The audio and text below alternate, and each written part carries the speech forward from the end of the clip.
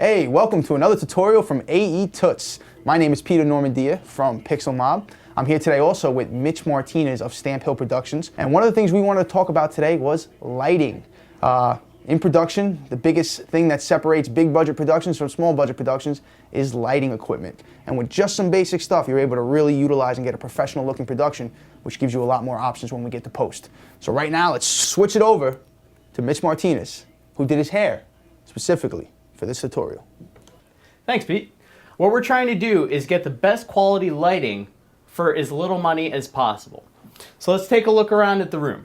The 500 watt shop light is going to be our key light. It's going to be the primary light that's shining on our interviewee. And it's 30 bucks at the very most. You can get it at Home Depot, Lowe's, Sears Hardware, and you can get them online for dirt cheap.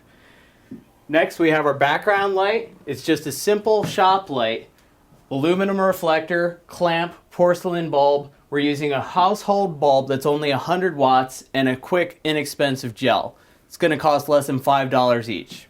Next, we have yet another shop light that is going to be the hair light and give a little bit of halo around the interviewee that gives a good separation of the person and the background itself. And then we have the most rinky-dink of rinky-dink tripods that we could possibly get. It's like 15, 20 bucks tops. This lighting setup is going to look good with any camera that you're putting on there. What we're going to do now is Mitch is going to go over one by one lighting each light so you can see the effect that it has on the interviewee as you're lighting the production, and then we're going to show it all together.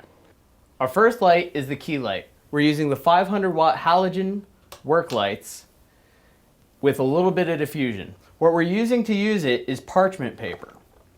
You can find it in your grocery store in the same section that you would find aluminum foil, wax paper, all that sort of stuff.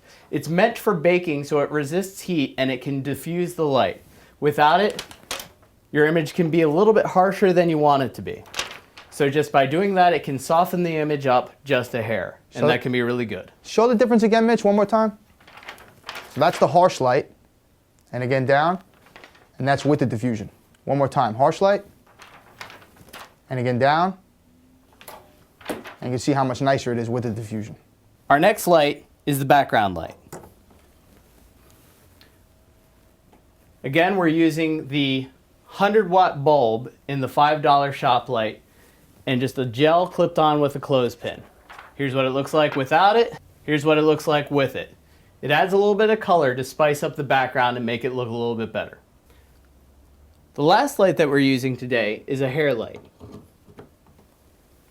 It adds a little bit of separation between the subject and the background and gives a nice halo of light around their head. So now Mitch is going to walk around and we're going to light up each light in succession. He's going to use his ballerina training to tiptoe through behind the scenes and show you how it all comes together to give you a beautiful lighting effect. So first, we're going to start out with our hair light.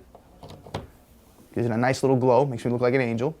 Now Mitch is going to move over, and we're going to move over to our background light. Remember, the background light is again one of those small $5 lights from Home Depot. Just see the ballerina pass by. Now we got two of the background lights, and now we're going to put in our main key light right from the back. That's the big Home Depot light. Good, shining right in with a little bit of diffusion on it. Now, as you can see, pretty much have a nice little depth of background. Mitch, what do you think? Looks good. Looks good? Your head's tilted. Head's a little tilted? bit too much that way. A Yeah, little bit there this you way? go. Yeah, Nice. that's better. Good. And now, for under $100, you can see how each individual light plays an intricate part in lighting up the whole thing. I mean, if we never told you that this was lit, I'm sure you guys would have been asking if we were on $1 million budget for this tutorial, but the truth is, we're not. And that's it for this tutorial. I hope you learned a little something. Just wanted to show you the effect of how to really get the most out of your money. I know it's real tight these days, and $100 can go a long way in the lighting department. So tune in next time where we're going to go over overhead lighting. That's right, DIY overhead lighting, where we'll show you how to put some cool lights up on top so you can do one of those really sick 360 shots like around the table without getting any of the light stands in there. But until then, I'm Pete Normandia from Pixel Mob. And I'm Mitch Martinez from Stamp Hill Motion Pictures. And we will talk to you soon. Later.